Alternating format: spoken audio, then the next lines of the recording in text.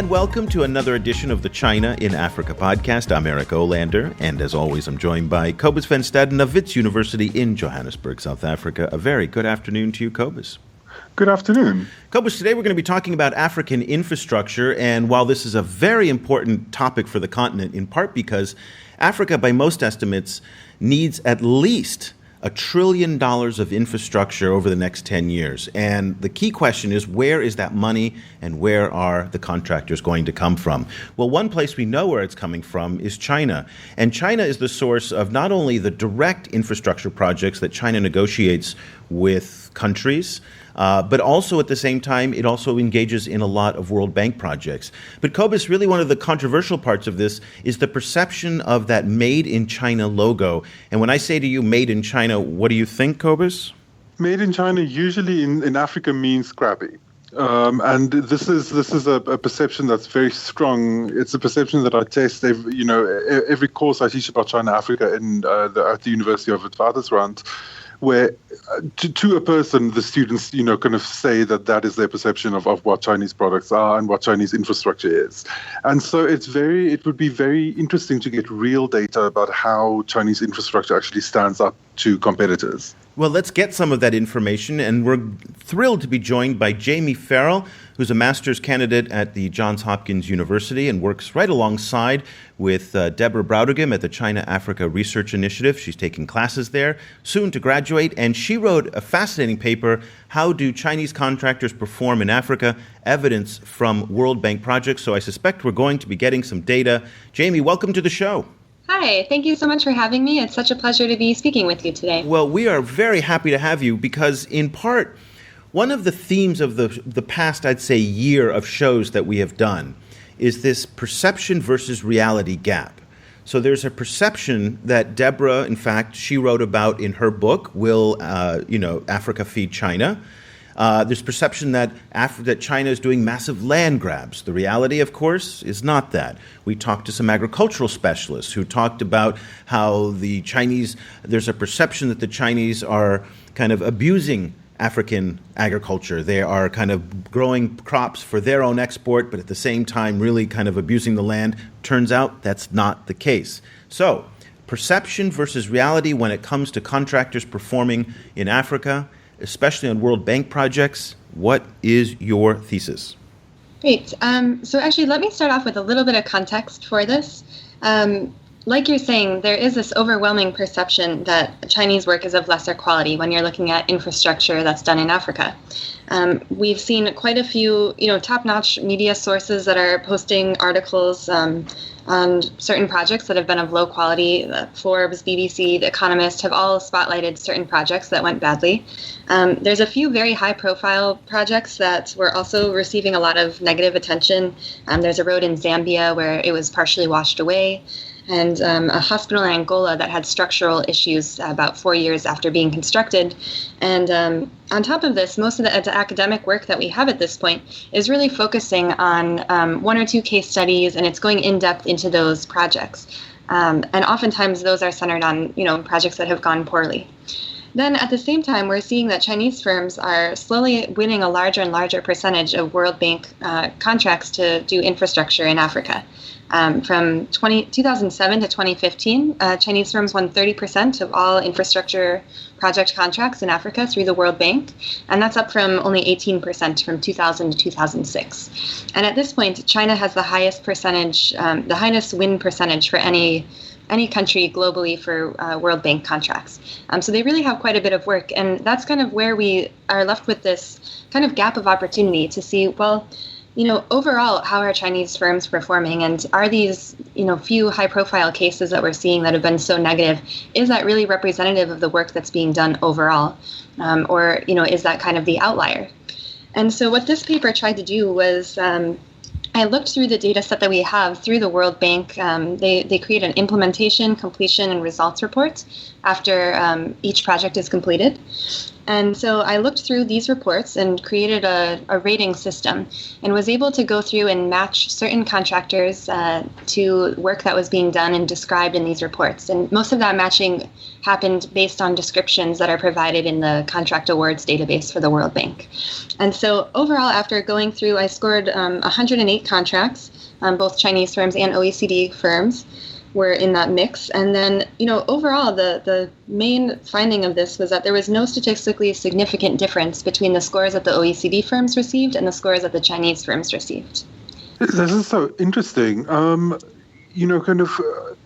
Did you see any major any areas of major difference between the two, or were they generally the same across the board, across all different kinds of categories? Yeah, there were definitely some differences, and I think that's where, the main point of the paper was to see what those, average scores was, but there were quite a few insights that I came across as I was going through all of this data.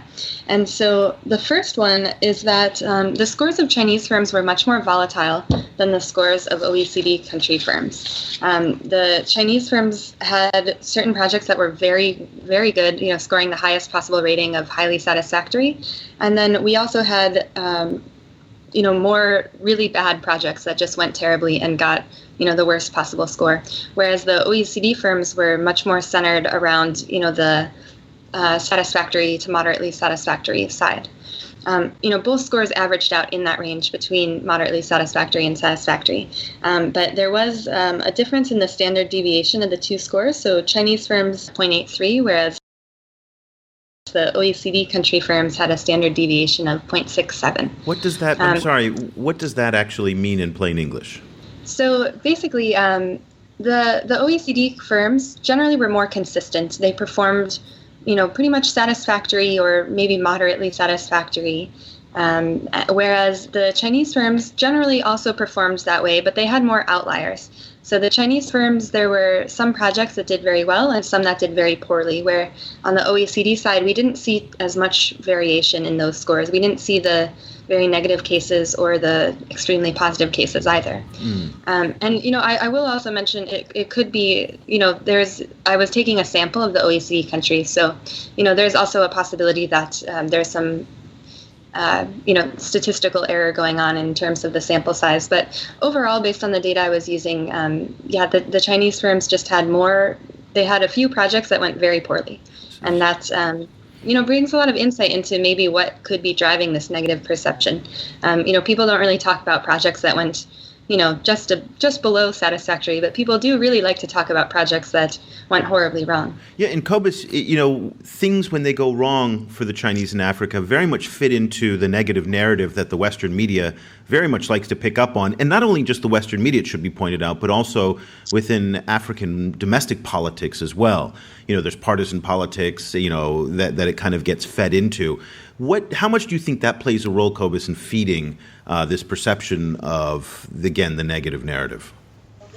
It plays a huge part, I think, because one of the problems with these kind of narratives is that it tends to, any kind of mistake, if you have a negative narrative already running, then any kind of isolated mistake tends to be overread as confirming the entire narrative rather than being what it is as a kind of outlier.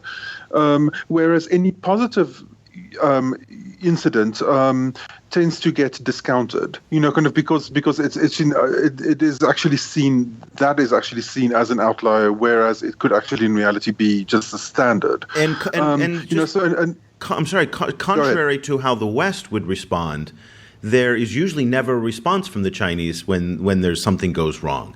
So if there was a contract, say, done by an American or I think by the French, for example, that didn't live up to the expectations or kind of was an outlier on Jamie's kind of chart there, I think you would see either the contractor or the government itself kind of respond and challenge that narrative, say, well, it was because of this, and it was because of that, and it was because of this. And the Chinese never do that. So there's this kind of information void that exists there. I think the other side of that same coin is that all of the positive outcomes are talked up, but they are only talked up by Chinese propaganda machinery.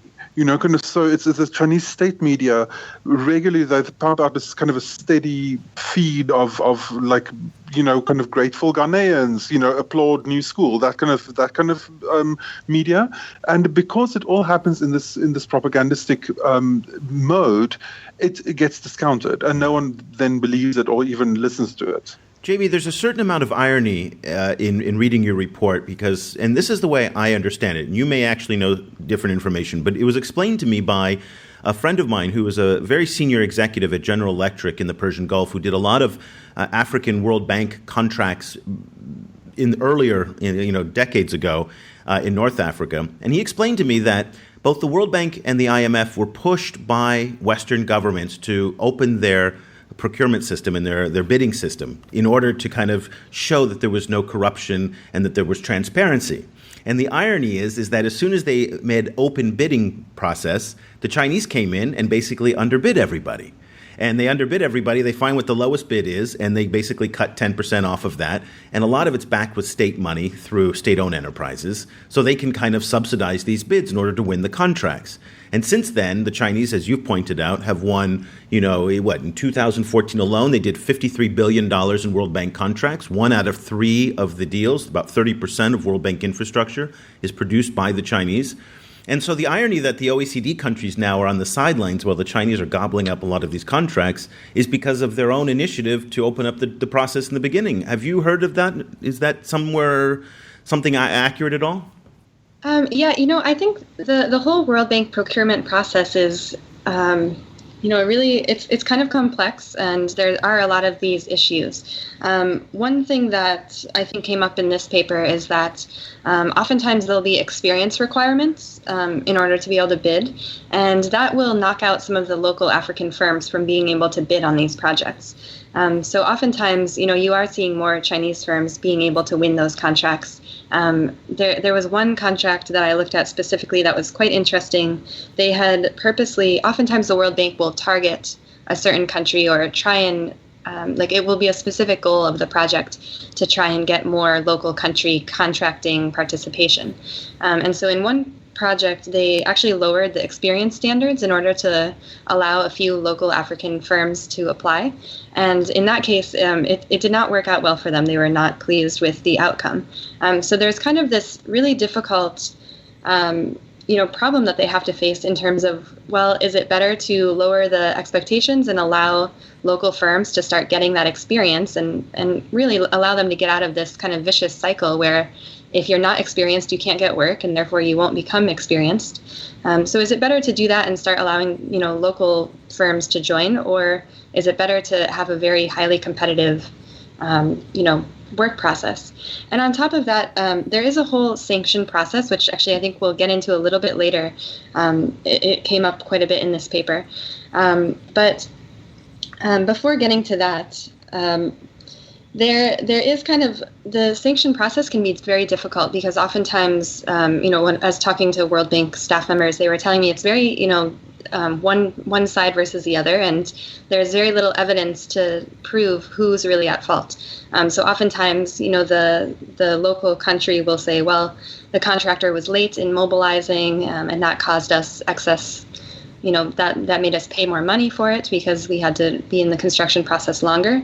Where on the other side of that, the contractor will say, well, the country wasn't giving us access to the work site, so we weren't able to get in there and start working. And so, it's very contentious, and it's hard to really tell who's at fault oftentimes when these, problems come up. Jamie, I'd like to ask you about two quite contentious issues around these contracts and Chinese companies in Africa. Chinese companies have gotten very bad press about their environmental record on big projects and also on importing Chinese labor versus hiring locals. What did you find around those two issues in your research?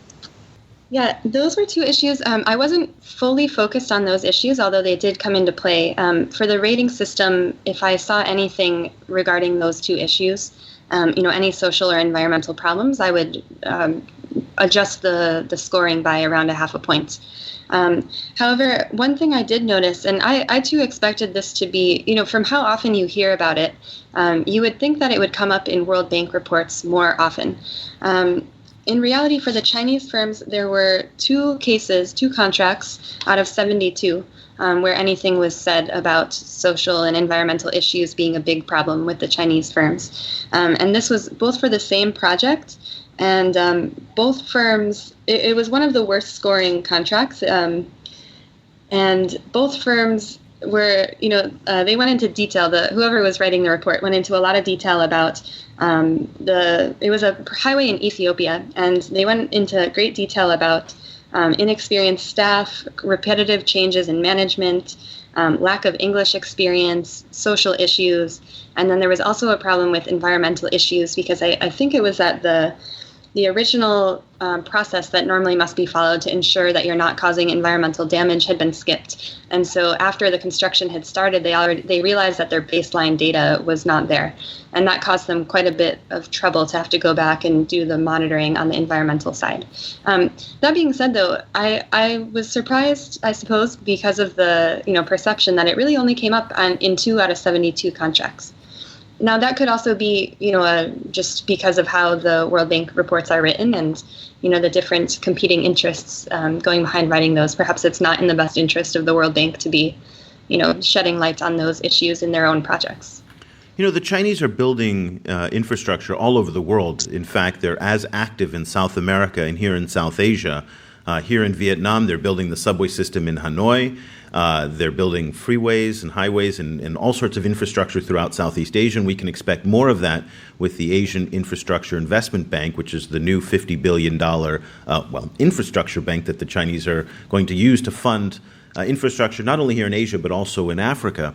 And I guess my question is that the Chinese have an enormous amount of experience working in these emerging markets, particularly in very difficult situations like places like the DR Congo, even South Sudan. I mean, these are some of the most difficult places to build infrastructure. So when the bidding goes forward for a World Bank project, how competitive are the bids in terms of companies and maybe even countries that can compete to actually do the work? I can't say overall how competitive. I think each one is quite different.